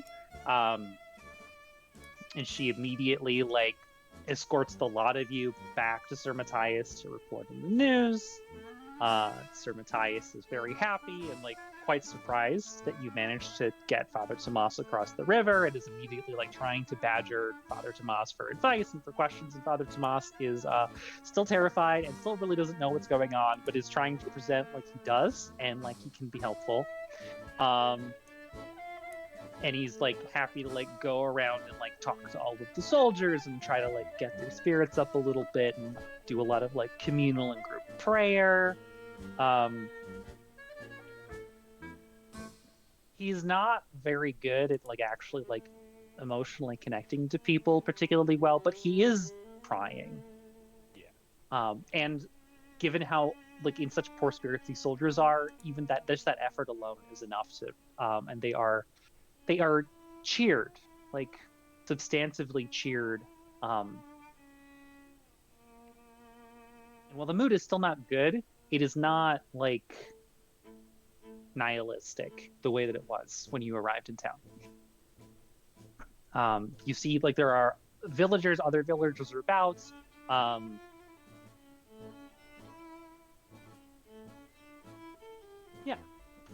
It is probably at this point, after all of the things that I've just narrated, again, it is probably like getting into supper time.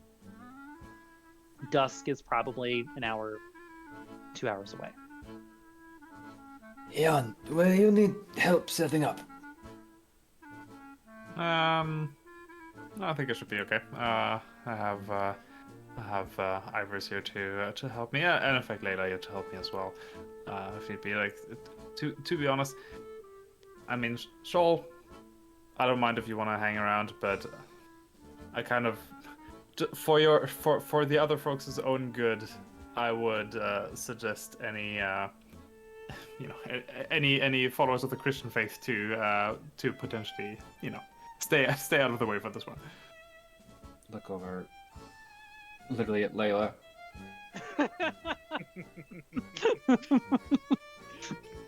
You know, this is making me want to do this more. Because dying is such an adventure, yeah. Well, it's clearly not the end if there's ghosts, which actually, the faith doesn't really allow for ghosts, so that means that kind of pokes holes in that for me. That's a good point. That brings up a whole bunch of kind of metaphysical questions now. I mean, you could always get the real answer to that question by going to the Pope over in Warsaw, right? Right. I'm sure the Pope's got the answers. Short trip. Yeah, easy. Yeah, easy short trip. Just go down south. Excuse me, Papa. Yeah. Ghosts. What's up with that? What's up with the ghosts? What's the Catholic Church's position on the ghosts that we see are outside the door? Mm-hmm. Yeah, absolutely. Really. That could be addressed, I'm sure. Nothing to see here. Move along. I mean, probably, yeah. Okay. I just want to make sure you have enough time to actually eat, Jan. That's all. Oh, I have plenty of time. I'm always eating when you all are looking. Did you become Jan? I'm so sorry. It's magic beyond my mind. I think you can probably tell at this point, like more and more throughout the afternoon and evening, that like Jan is getting to this like into this weird headspace that he's in sometimes, where he gets more and more like this kind of hyper focus, but with like an almost like manic excitement for things of like, okay, this is like I'm like treading new grounds here. We're doing experiments. So I think like the vibe that you're getting, and in fact, like Jan will tell you that like, oh, I'll be fine. I have some rations here with me. Like you can tell that even if you were trying to like convince him to have like a full dinner, he probably wouldn't. Like he's too deep in the works right now. Well, Shaw won't say anything, but you will get some. It was stew we had, yeah. It was porridge. Porridge, that's the word. It's porridge again, because that's like what they were able to get out of the castle. Yeah. You will find a bowl of porridge waiting for you at your workstation. The airplane. I think it's gonna be one of those moments of like, I'm like applying some kind of tincture to something and like sprinkling something on the ground, like taking the porridge and I'm like, wait, that doesn't. Oh right, okay. And just like eating a little bit and continuing with my other things. So, Saul, as you go to bring Jan his porridge, you're stopped by Annika, who's like, what the fuck is that man doing? Like, we're really glad you brought the priest back, but now you've got, like, your brother is, like, doing something weird off to the side, and we would like to know what is happening, and also if we need to kill him because he's a witch or something. No, Like- not the witch. What's happening here? He's creating a sanctified space, so that perhaps a conversation can be had with the ghosts to learn what they want and then send them away, like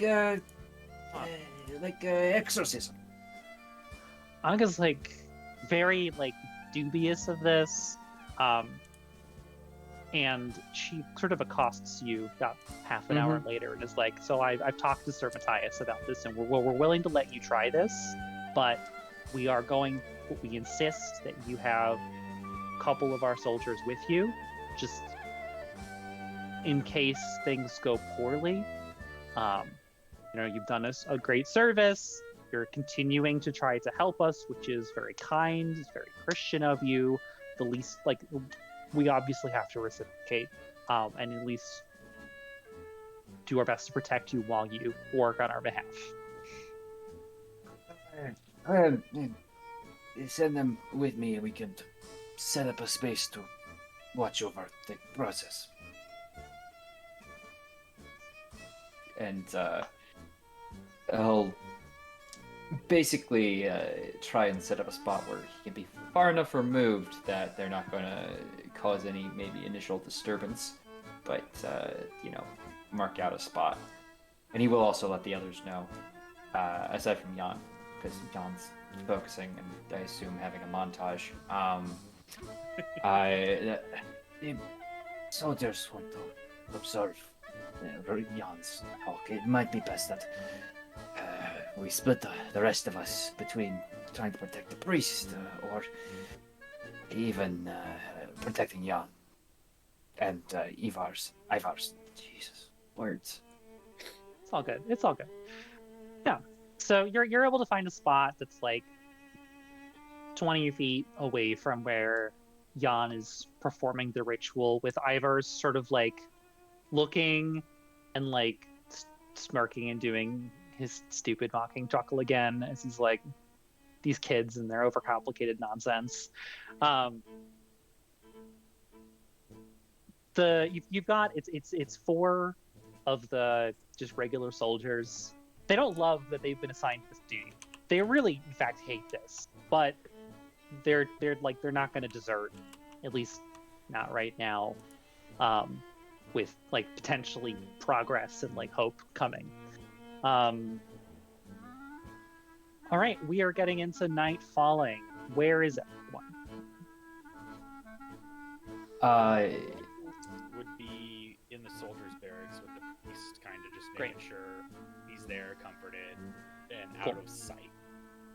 Okay. I'm Saul, where are torn.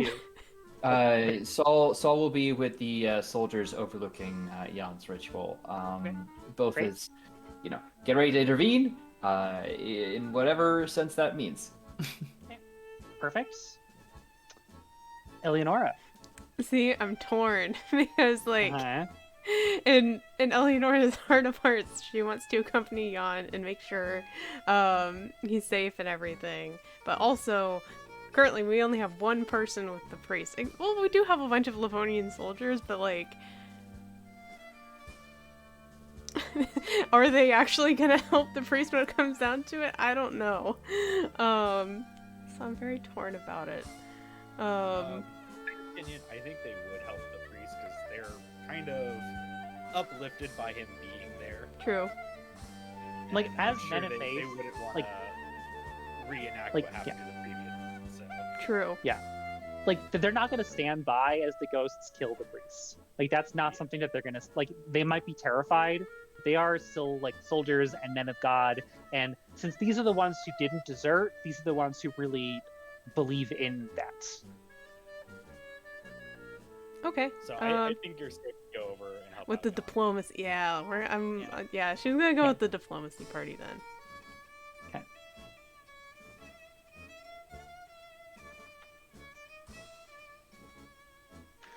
All right.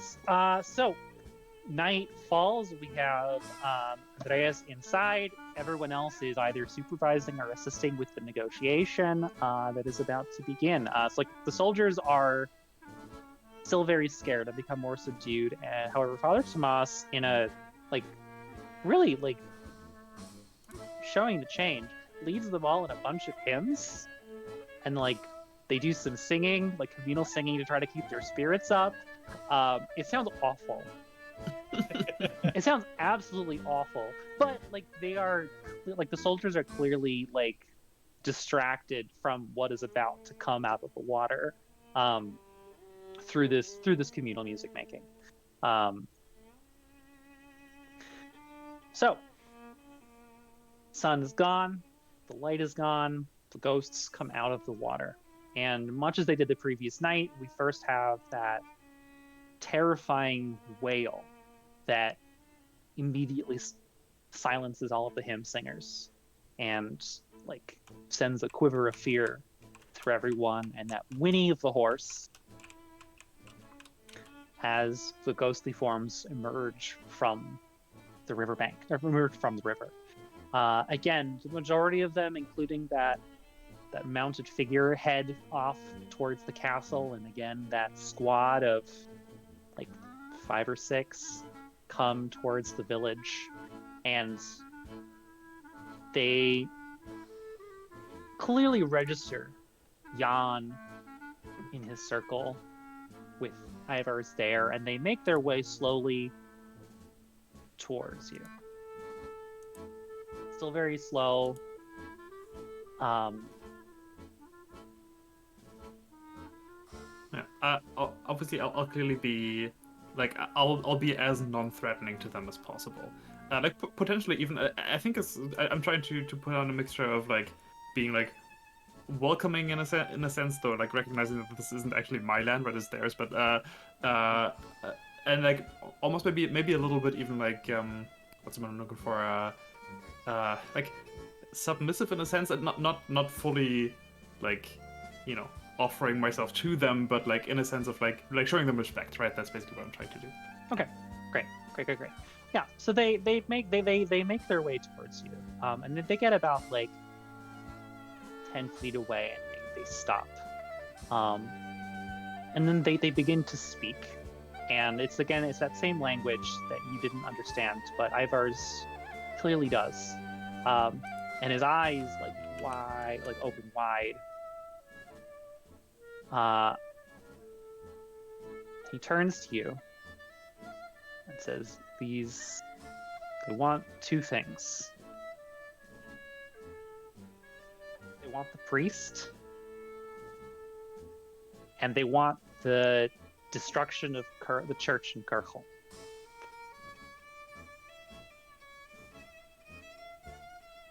Okay. Do I feel like there's is there any room for negotiation in this, this request? You certainly can try. But Ivers is there. It's a lot of repetition. He's not sure that these are really people as much as they are echoes of people. Right. And so while he is happy to relay whatever you want to say to them,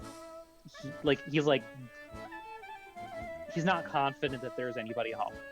Yeah. I will also say that the soldiers have heard this. What do you mean? The soldiers know that it's about the church, or what do you mean? Yes, the soldiers have heard Ivars tell you what the ghosts are saying. Oh, right. Right now they have heard this. Yeah. Yes. Okay. Understood. Yes. Right. I mean, yeah.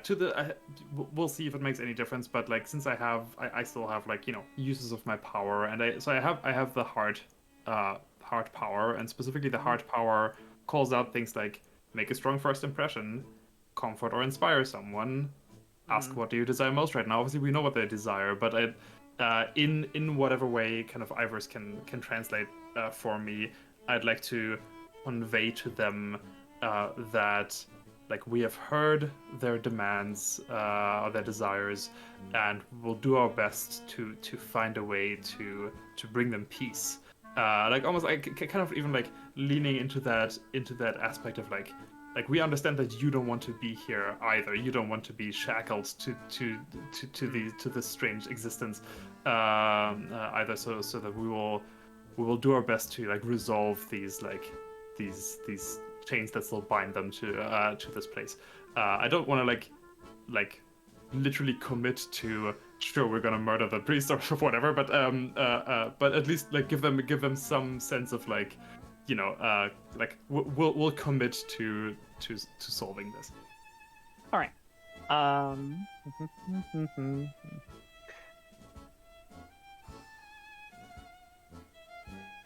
right. Yeah, that's a fine use of the power. So you communicate through Ivar's proxy, and they stand up a little bit straighter.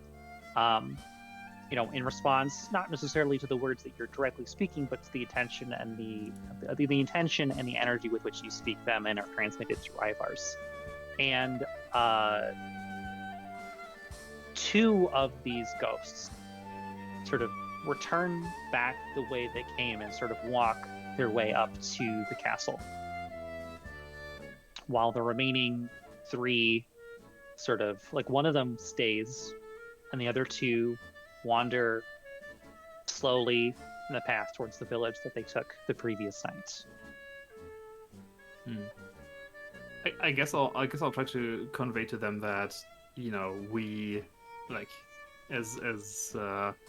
as humans, as people of the flesh, that we will like we're working like in the day, right? Like this isn't our time. We're here to like communicate with you, but for them to like, you know, have trust in us that we will you know, resolve these issues come the next day, right? Mm-hmm. Yeah, that is communicated. Yeah. It doesn't seem to have really register very much, but that is communicated. Sure. Okay. The two guards that are, or the four guards that are nearby are understandably really terrified by this exchange and the fact that these ghosts are really close, but they don't make the first move, and the ghosts don't seem to really pay them much attention. Mm-hmm. As the two that are leaving go back sort of into town.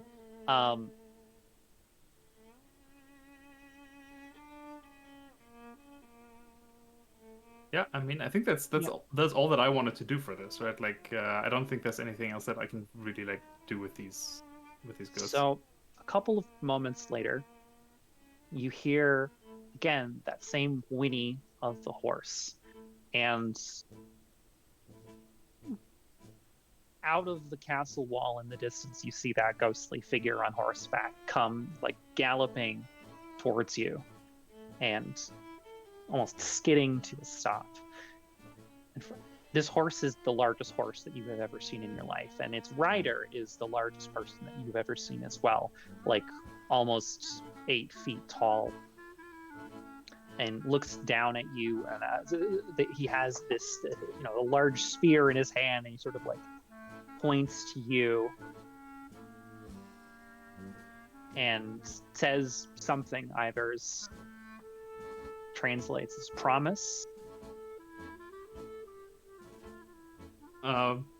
Sure. Yeah. I'll commit to that. And the spear sort of comes back up, and he gives again this wail, but it is not as, it's not that same disheartening, like brutal, like punches you in the gut wail. It's something else, and you see, in fact, prematurely, all of the spirits, all of these ghosts sort of again return slowly towards the riverbank.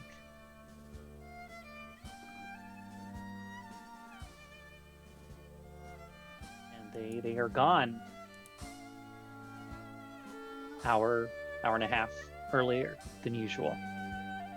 And the soldiers are like, what the fuck just happened? Like, what did you do? What did you promise them? Like,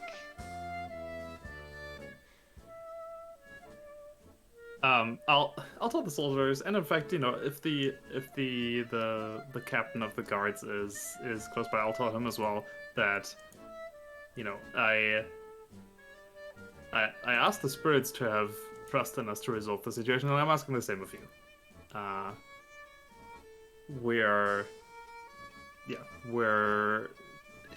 If we can work this out, and if you give us the space and the time to come up with a solution here, we will find a way to get these ghosts to rest, and for you to not be plagued by these hauntings anymore. Soldiers are willing to take your word for now.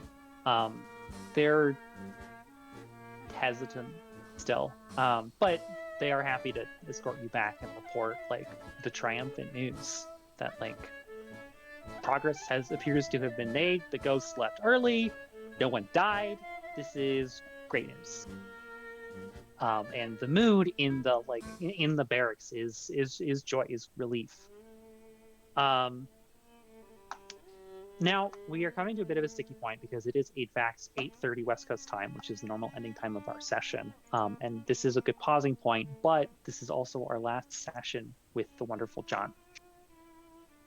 Yeah, and so I was going to ask, we can either sort of this is a pretty decent pausing point to end things here.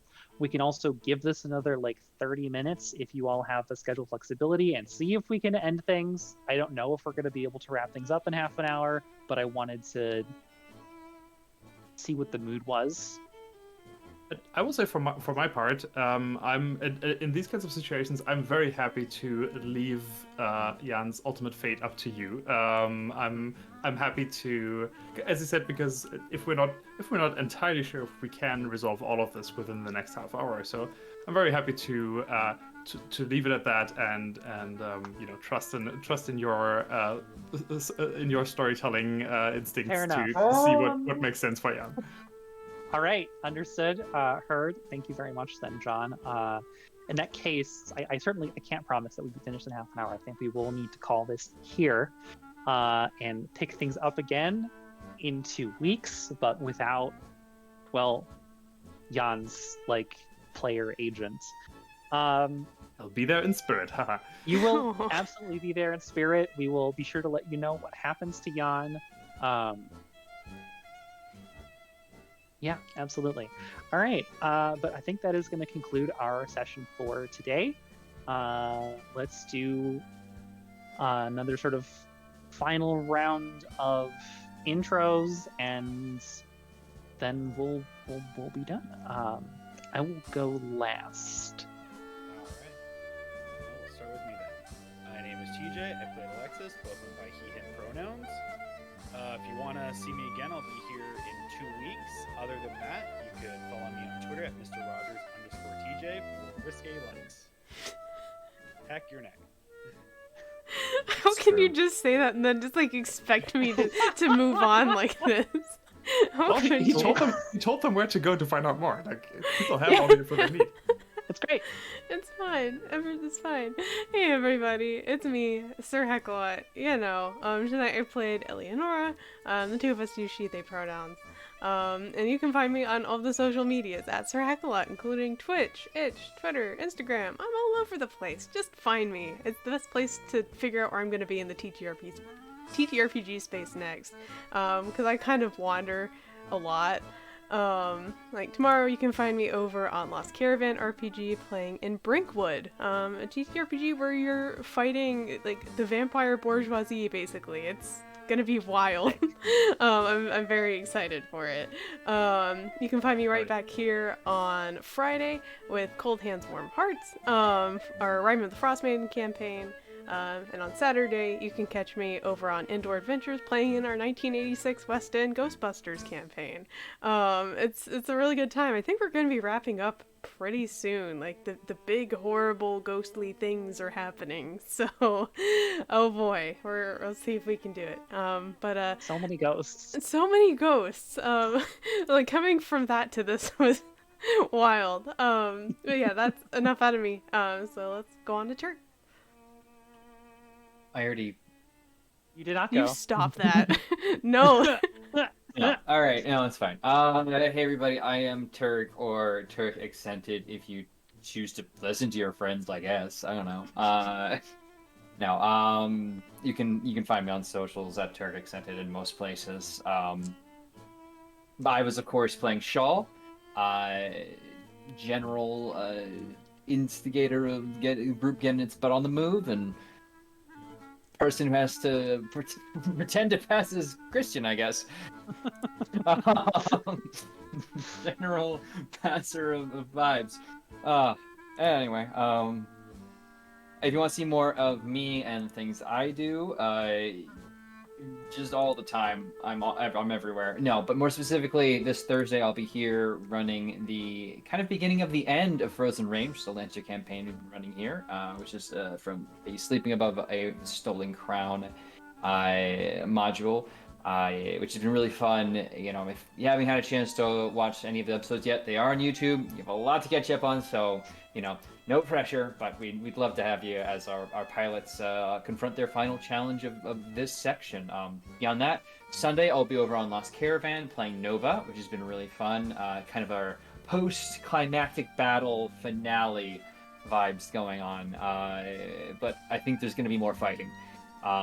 It's been fun. And then, of course, on Monday is Oathsworn, which is my game that is epic Greek fantasy and epic Greek mythology meets epic fantasy vibes, and it's been really fun. I think it's incredible, and I hope you can catch up when you can. I'm biased though. So many other things. By His Shadow Peace will be kicking off next Wednesday on the 19th. The next day after that will be Delta Green. I just have so many games, but most importantly, on the 25th, we'll be right back here. I'll be sad because John won't be here. So, watch to see how I handle that. You're gonna leave me. How dare. But yeah, thank you all so much for watching. Thank you, Oster, for facilitating. Thank you, fellow players. Thank you, John, for creating such an awesome character and excellent storytelling. You will be missed. Anyway, that's enough out of me. I'm gonna pass it over to Janie, whether she wants me, whether she's gone already or not. Well, since I already went, then it's not my turn. So you know what to say. I already said it. I can't repeat myself. Well, I guess if you missed it, you can just rewind back to earlier. Rewind back, or stuff. Yeah, rewind back, or catch Janie in Cold Hands too on Friday because we're both in that game. Or word on the street, maybe some upcoming stuff that I'm hinting at, but we'll see. Yeah, you should definitely check her out on Twitter though. Janie77 bots, I believe. I guess I can give you my Twitter. It's JaniePot75. There we go. Thank you. I appreciate you helping me out because my brain is just wet cheese sometimes.